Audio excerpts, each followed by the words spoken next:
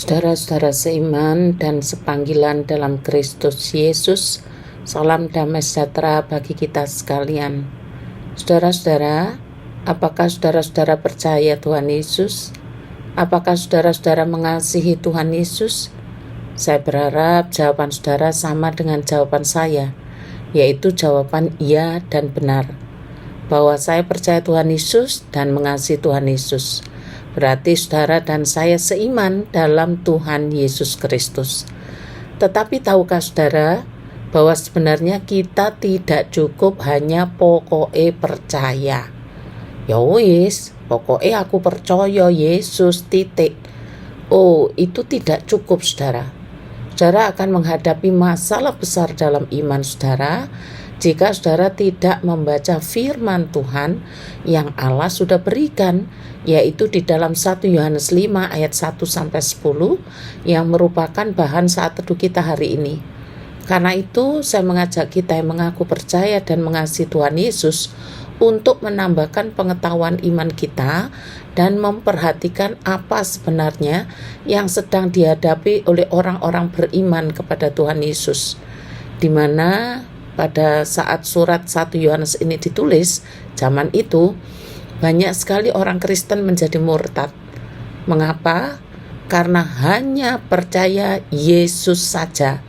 Yesus yang dimaksud adalah Yesus yang manusia seperti kita, dan tidak mempercayai bahwa Yesus itulah Kristus, dan tidak mempercayai bahwa Yesus adalah Allah.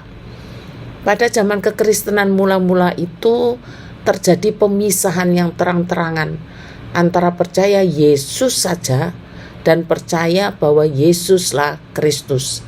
Sama-sama Kristen sih, tapi tidak sama imannya. Yang satu yang disebut sesat adalah percaya Yesus saja dan tidak percaya bahwa Yesus itulah Kristus. Lalu yang kedua yang disebut iman yang benar. Iman yang sejati itu percaya bahwa Yesus Kristus. Yesus adalah Kristus. Marilah sekarang kita memberikan perhatian yang sungguh-sungguh terhadap fenomena kesesatan yang sangat tidak kelihatan, tetapi dalam prakteknya akan kelihatan jelas. Untuk kelompok yang percaya Yesus saja, tetapi tidak percaya bahwa Yesus itulah Kristus, atau percaya bahwa Yesus terpisah dari Allah, maka ajaran ini akan mengajarkan untuk menaati perintah-perintah Kristus. Kelihatannya bagus ya, rohani kan? Lawang tetap diajarkan untuk menaati perintah-perintah Kristus kan? Lalu ajaran ini juga mempercayai bahwa Yesus terpisah dari Allah itu mengajarkan untuk hidup kudus dan terpisah dari dosa. Bagaimana ketika saudara mendengar? Bagus kan? Lalu kita bertanya, apanya yang sesat? Lawang diajari untuk hidup kudus dan terpisah dari dosa. Iya kan? Tapi tunggu dulu, masih ada kelanjutannya. Bagi yang percaya bahwa Yesus itu terpisah dari Allah, mengajarkan bahwa hidup harus terpisah dari dunia. Maksudnya supaya tidak berdosa ya, harus mengasingkan diri dari dunia, seperti bertapa, hidup sendirian, dan tidak berkomunitas, hidup askese. Nah, sampai sini sudahkah kita paham arti ajaran percaya Yesus saja atau percaya Yesus terpisah dari Allah? Karena itu kalau membaca atau belajar ya harus lengkap. Jangan diambil sebagian atau setengah-setengah. Berbahaya saudara. Ajaran yang mengajarkan bahwa Yesus terpisah dari Allah mengharuskan para pengikutnya hidup menyendiri, hidup bertapa dan tidak berkomunitas, hidup mengasingkan diri. Kalau ditanya untuk apa? Maka penganut ajaran ini akan menjawab, supaya kita tidak berbuat dosa lagi. Saya berharap kita kita paham. Dan masih ada lagi ajaran yang mengajarkan bahwa Yesus terpisah dari Allah. Maka ajaran ini mengatakan tidak memerlukan iman yang menyelamatkan. Mengapa? Karena dosa sudah bisa diatasi dengan hidup mengasingkan diri dari komunitas.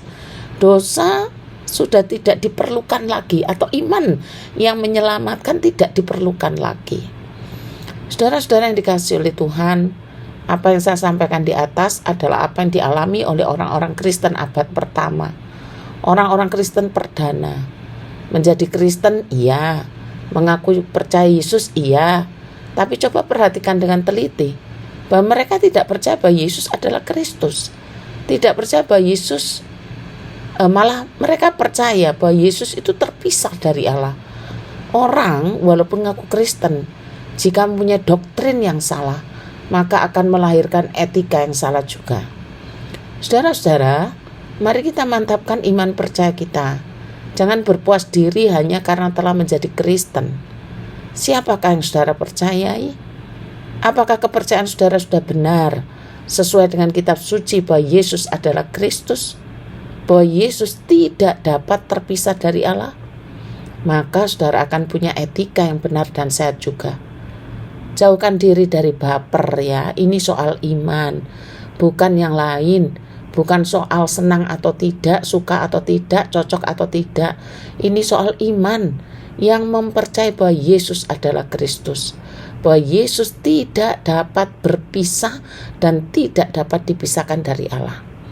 Mari kita perhatikan kitab suci dengan jelas menuturkan begini: setiap orang yang percaya bahwa Yesus adalah Kristus lahir dari Allah, dan setiap orang yang mengasihi Dia yang melahirkan, mengasihi juga Dia yang lahir daripadanya. Whoever believes that Jesus is the Christ is born of God. Jelaskan ya. Setiap orang percaya bahwa Yesus adalah Kristus lahir dari Allah. Karena iman yang benar itu mempercayai bahwa Yesus tidak terpisah dari Allah. Maka orang yang percaya pasti mengasihi Allah dan mengasihi Kristus. Ingat, Kristus tidak terpisah dari Allah. Bagaimana sih mengasihi Allah itu? Alkitab menerangkan, sebab inilah kasih kepada Allah, yaitu bahwa kita menuruti perintah-perintahnya. Perintah-perintahnya itu tidak berat, sebab semua yang lahir dari Allah mengalahkan dunia. Dan inilah kemenangan yang mengalahkan dunia, iman kita. Siapakah yang mengalahkan dunia? Selain daripada dia yang percaya bahwa Yesus adalah anak Allah. Saudara-saudara, mengasihi Allah itu wujudnya menuruti perintah-perintahnya.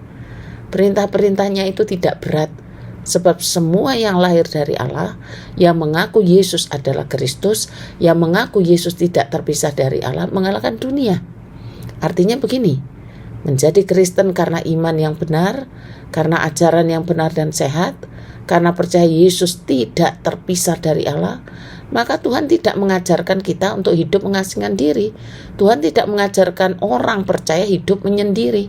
Tuhan tidak mengajarkan kita meninggalkan komunitas, tidak. Kalau ajaran sesat yang mengajarkan Yesus terpisah dari Allah, iya, maka hidup harus mengasingkan diri supaya tidak berdosa. Kalau ajaran iman yang benar dan sehat tidak pernah diajarkan untuk hidup menyendiri, tidak pernah diajarkan untuk mengasingkan diri, tetapi tetap hidup di tengah-tengah dunia ini dengan segala masalah dan tantangannya. Dan Tuhan memberikan iman untuk mengalahkan dunia. Beginilah firman-Nya, sebab mengasihi Allah berarti taat kepada perintah-perintahnya, dan perintah-perintahnya tidaklah berat untuk kita, sebab setiap anak Allah sanggup mengalahkan dunia yang jahat ini, dan kita mengalahkan dunia dengan iman kita. Apakah sampai di sini saudara-saudara sudah paham? Mengalahkan dunia. Yesus telah menaklukkan dunia, Yohanes 16 ayat 33. Karena orang percaya tinggal dalam kesatuan dengan Kristus, mereka juga memiliki kekuatan untuk mengalahkan dunia. Istilah dunia di sini berarti masyarakat manusia yang diorganisir dan berfungsi untuk jauh terpisah dari Allah. Suatu sikap kemandirian adalah hakikat dari kejatuhan dan pemberontakan manusia, sebagaimana kejatuhan dalam Kejadian pasal 3. Jadi, mantapkan iman saudara. Apakah saudara lahir dari Allah? Jika iya, Maka sebenarnya saudara percaya bahwa Yesus adalah Kristus. Yesus tidak pernah terpisah dari Allah. Karena itu kita tidak pernah diajarkan untuk mengasingkan diri, tetapi hidup di tengah-tengah dunia dengan segala persoalannya. Sebab firman Tuhan berkata, sebab semua yang lahir dari Allah mengalahkan dunia. Dan inilah kemenangan yang mengalahkan dunia, iman kita. Siapakah yang mengalahkan dunia selain daripada dia yang percaya bahwa Yesus adalah anak Allah? Selamat ulang tahun Michael Hans. Doa untukmu akan saya japri. Terima kasih. Tuhan Yesus memberkati.